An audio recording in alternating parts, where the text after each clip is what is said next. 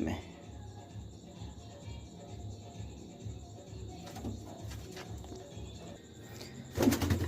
और भाई ये इसकी टेल है, देख लो सिंगल टेल की है ये वाली फीमेल।